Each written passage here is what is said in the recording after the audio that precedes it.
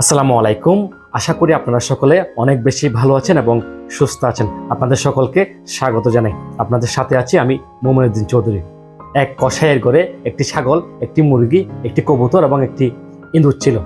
ইঁদুরটি কসাইকে অনেক বেশি বিরক্ত করছিল বলে কসাই একটি ইঁদুর মারার ফাঁদ নিয়ে আসে। আর তা দেখে ইঁদুর অনেক বেশি চিন্তিত হয়ে পড়ে এবং চিন্তা করতে থাকে কিভাবে নিজেকে এখান থেকে রক্ষা করবে।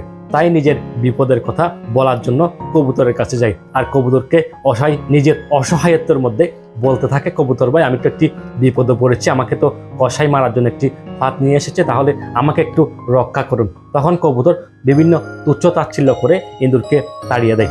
তারপর ইঁদুর দুঃখ পারাক্লান্ত মন নিয়ে যায় মুরগির কাছে। মুরগিকে গিয়ে বলে, মুরগি ভাই, আমি তো একটি বিপদে পড়েছি, কসাই আমাকে ধরার জন্য একটি ফাঁদ নিয়ে এসেছে। তখন মুরগিও তাকে একইভাবে তুচ্ছ তাচ্ছিল্য করে, কারণ বলে আমি তো কোনো বিপদ দেখছি না, আমার তো কোনো বিপদ না, তোমার বিপদ তুমি সামলাও।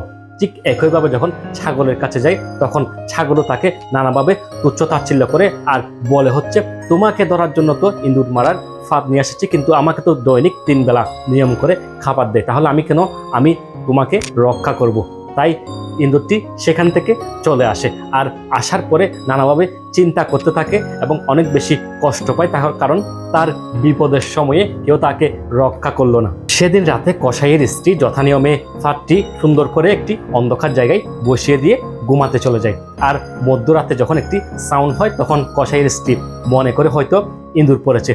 তখন সে এসে যখন অন্ধকারে ফাঁদের মধ্যে হাত দিল, তখন সাথে সাথে তাকে একটি সাপ কামড় দেয়। কারণ সেখানে ছিল একটি সাপ, ইঁদুর সেই ফাঁদে পড়েনি, কিন্তু একটি সাপ সেই ফাঁদে পড়েছে। কসাইয়ের স্ত্রীকে যখন বেদের কাছে নিয়ে যাওয়া হলো, তখন বেদে তাকে পরামর্শ দিল তাকে কবুতরের স্যুপ খাওয়াতে হবে। তখন বাসায় থাকা কবুতরটিকে স্যুপ বানিয়ে কসাইয়ের স্ত্রীকে খাওয়ানো হলো, আর কসাইয়ের স্ত্রী ভালো হয়ে গেল।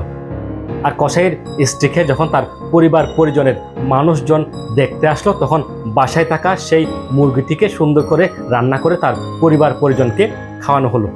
আর অনেক দিন পরে টেনশন মুক্ত হওয়ার কারণে, কসাই অনেক বেশি খুশি হওয়ার কারণে তার আশেপাশের যে মানুষজন ছিল সকলকে তার যে ছাগলটি ছিল সেই ছাগলটি খাওয়ানো হলো। মুরগিও গেল, কবুতরে গেল এবং ছাগলে গেল, আর থেকে গেল সেই বিপদে থাকা ইঁদুরটি। ইঁদুর তা দেখে দেখে হাসলো আর অনেক বেশি আনন্দ পেল।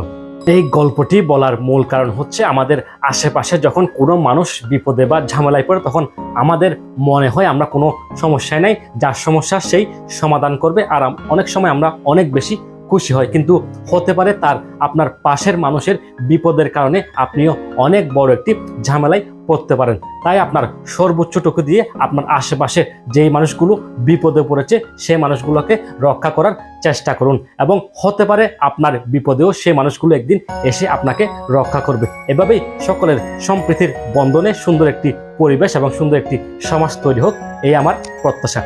আশা করি সকলের এই গল্পটি এবং আমার কথাগুলো অনেক বেশি ভালো লেগেছে। সকলে সুস্বাস্থ্য এবং দীর্ঘায়ু কামনা করে শেষ করছি আজকের ভিডিও। আসসালামু আলাইকুম।